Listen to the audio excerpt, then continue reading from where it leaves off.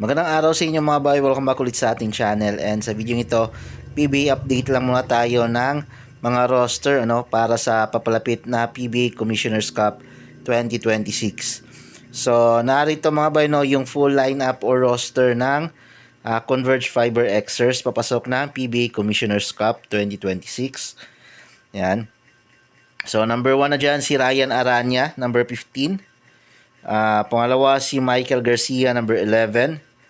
Pangatlo si Justin Baltasar, number 19. Pang-apat si Juan Gomez de Liano, number 1.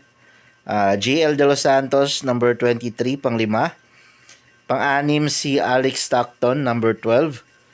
Pang-7 si Larry Muyang, jersey number 20. Pang-8 si Archie Concepcion, jersey number 2. Pang-9 si John Lloyd Clemente, wala pa siyang jersey number, same din, pang-10 si Calvin Nabueva. Yan. And then, pang-11 si James Quecotay. Pang-12 si Junel Policarpo, yung bagong trade, kasama niya na Calvin Nabueva.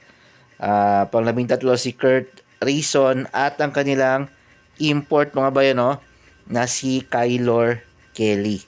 Yan. Tapos, nasa injured and reserve list naman si G.R. Flores, Ronan Santos, and si Dave Ildefonso. Nasa PBA signing rights. Okay? And then, head coach nila dito si Dennis Pineda. Assistant coaches nyo si Franco Atienza, Carl Santos, Willie Miller, Chico Manabat, Manny Dandan, and Danny Ildefonso. And active consultant nila mga bayan, si Coach Raiko Toroman and George Jovic. Yan. Team Manager Jacob Lau, Alt Governor Attorney Redentor Sac, and Team Governor Archen Kayabyab. So, yan yung full roster mga bayan ng Converge Fiber Xers para sa PBA Commissioner's Cup 2026. Maraming salamat sa panonood.